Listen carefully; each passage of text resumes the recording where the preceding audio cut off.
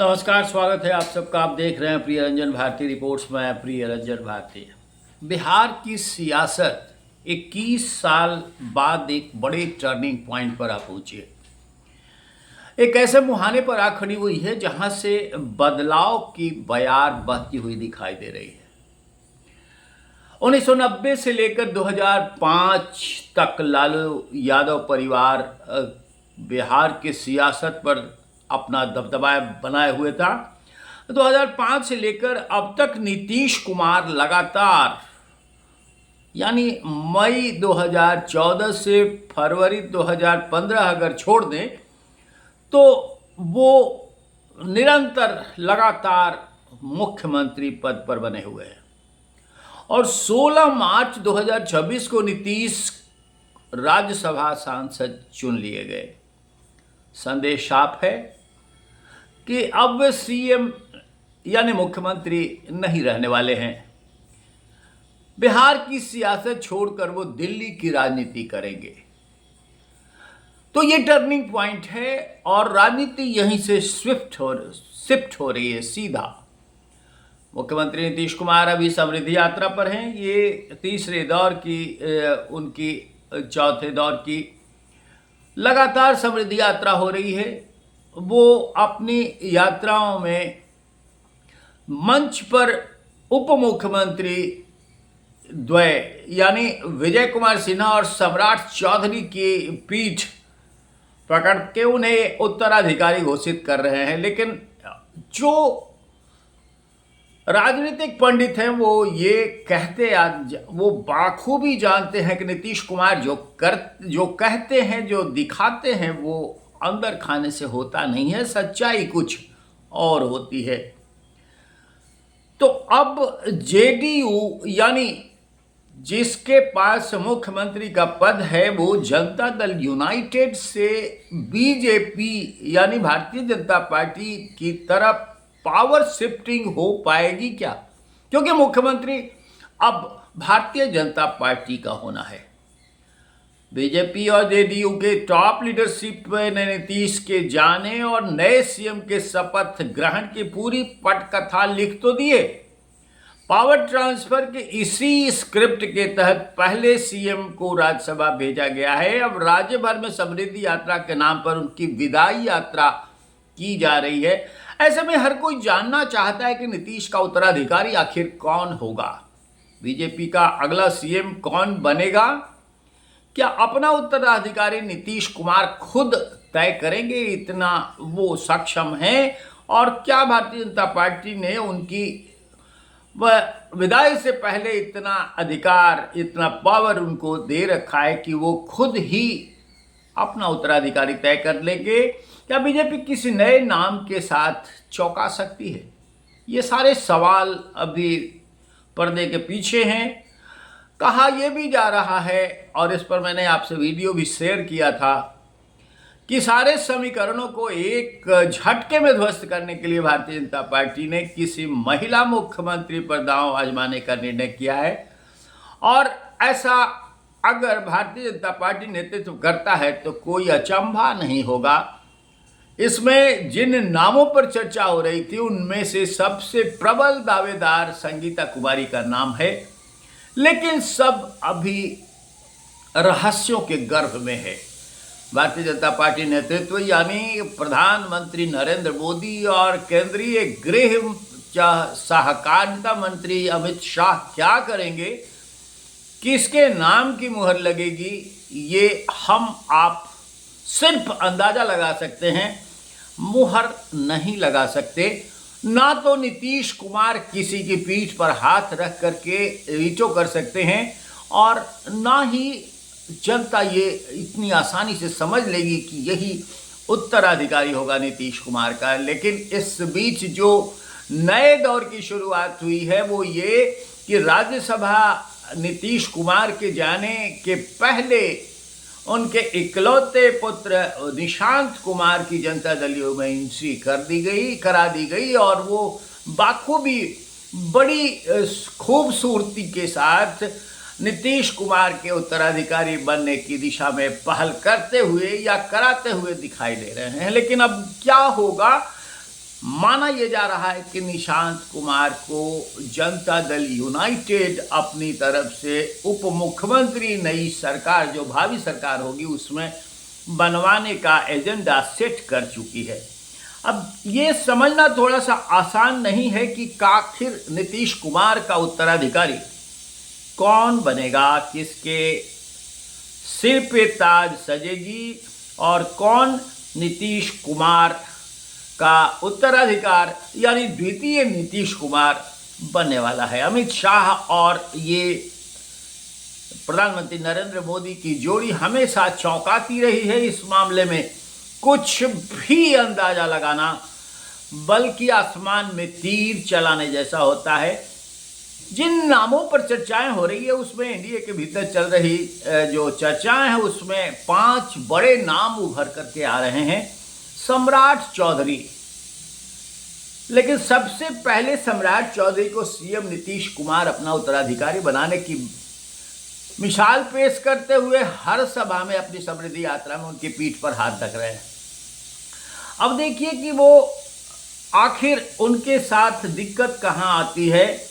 दिक्कत आती है कि वो भारतीय जनता पार्टी के खुद अपने विधायक दल के नेता तो हैं, वो उप मुख्यमंत्री भी हैं और केंद्रीय नेतृत्व ने उन पर भरोसा भी कर रखा है। लेकिन एक सबसे बड़ी पेच फंसती है कि वो भारतीय जनता पार्टी के अपने परिवार के यानी विचार परिवार मूल के नहीं है, वो काडर नहीं है, किसी दूसरी पार्टी से वारास्ता होकर के वो भारतीय जनता पार्टी में आए थे। उनकी कद काठी, उनके अपने बोलचाल और राजनीतिक दक्षता की वजह से भारतीय जनता पार्टी ने उन्हें अपना नेता विधायक दल का चुन रखा है।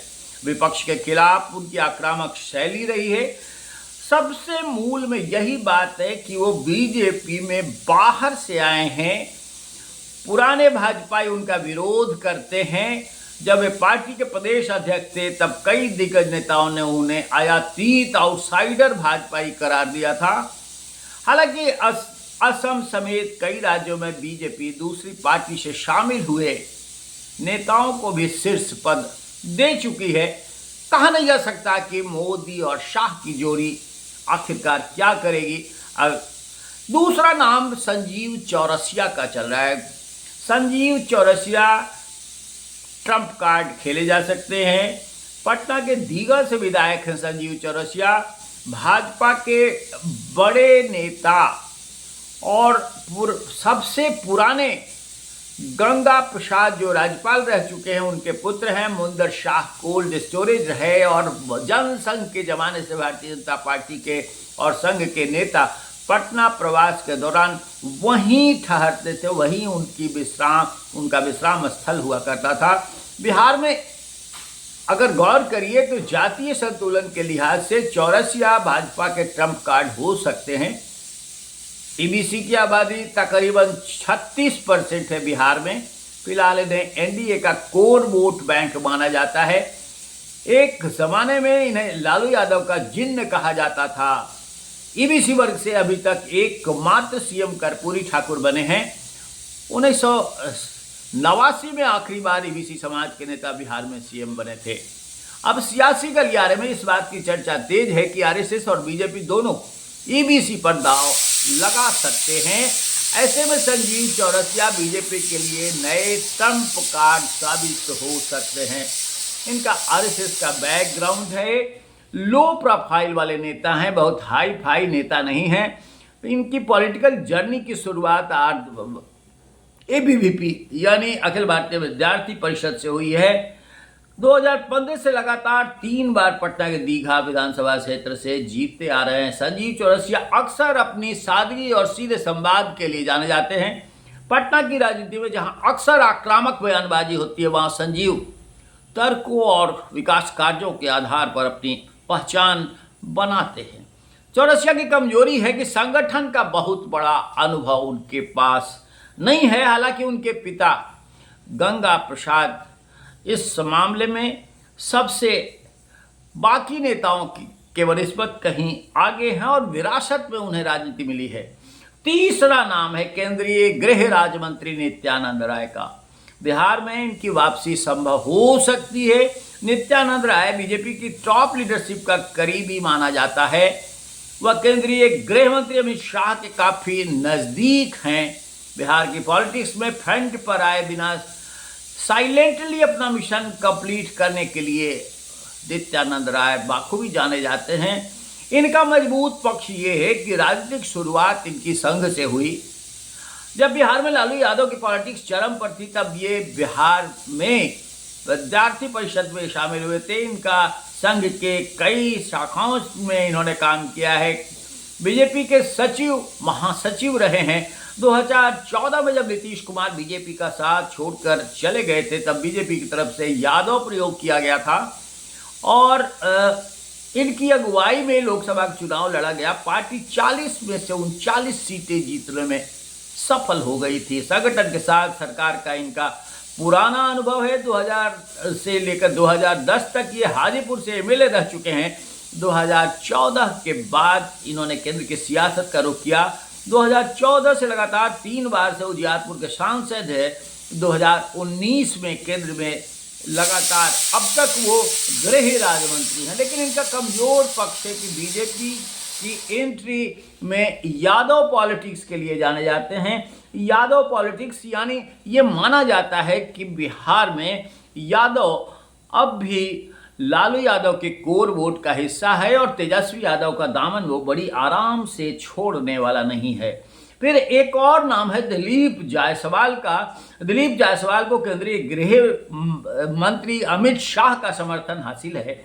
बीजेपी के कोर वोट बैंक बनिया वर्ग से आते हैं। पिछले कई वर्षों से सीमांचल में पार्टी का मोर्चा संभाले हुए हैं और उनकी ताकत है। जमीन से जुड़े लो प्रोफाइल वाले नेता के रूप में इनकी पहचान है। लगभग 20 वर्षों तक बिहार बीजेपी के कोषाध्यक्ष रहे और साइलेंटली अपना काम करते चले आ रहे हैं। इनकी छवि फंड जुटाने वाले नेताओं में होती है। 2024 में इन्हें प्रदेश अध्यक्ष बनाया गया था। इनकी अगुवाई में 2025 का विधानसभा चुनाव हुआ और पार्टी अब तक की सबसे अधिक 89 सीटें जीतने में सफल रही है। अब दिलीप जायसवाल का कमजोर पक्ष भी है कि ये काफी सॉफ्ट स्पोकन नेता माने जाते हैं। बहुत अच्छे ओरेटर नहीं हैं। एग्रेसिव पॉलिटिक्स से सेट नहीं होते हैं। पार्टी की तरफ से पहले ही वैश्य के प्रदेश अध्यक्ष बना दिया गया है।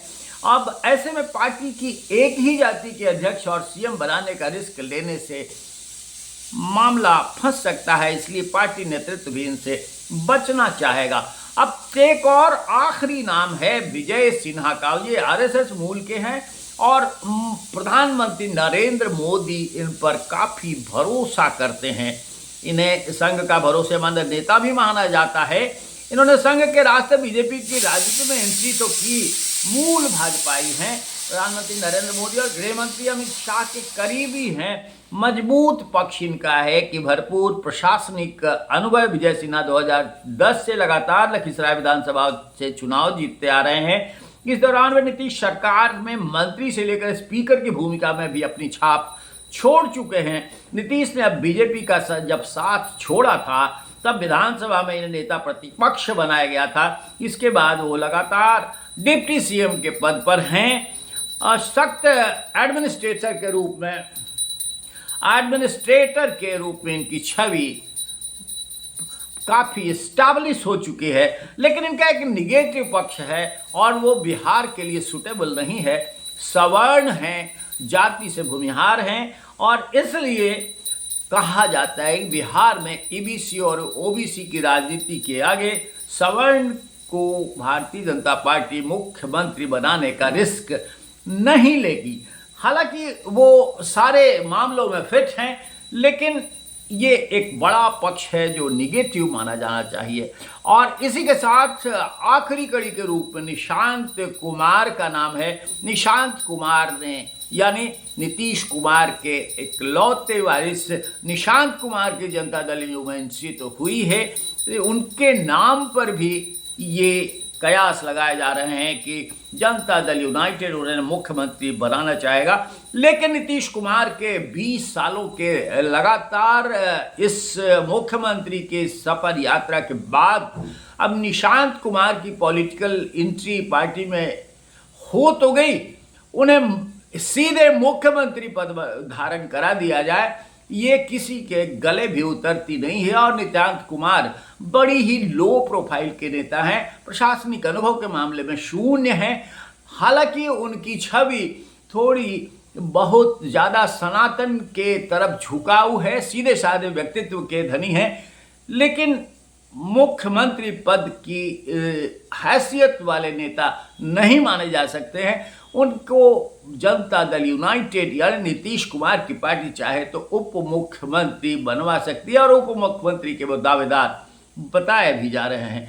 इन सब के बीच ये एक और सबसे बड़ी संभावना, जिस पर मैंने आपके साथ कई वीडियो साझा किए हैं, कि इन सब संभावनाओं के बीच से अगर कोई राह नहीं निकलती है तो भारतीय जनता पार्टी किसी महिला नेतृत्व पर यानी महिला मुख्यमंत्री बनाने का दांव खेल सकती है, और ये आखिरी तोप यानी तुरूप का पत्ता साबित हो सकता है। आज के अंक में बस इतना ही। हम आपसे चाहेंगे कि हमारे इस वीडियो पर अपनी प्रतिक्रिया कमेंट बॉक्स में ज़रूर दीजिए, और हमारे इस चैनल को अब तक सब्सक्राइब नहीं किया है तो सब्सक्राइब कीजिए, लाइक कीजिए, शेयर कीजिए। फिर मिलते हैं। नमस्कार।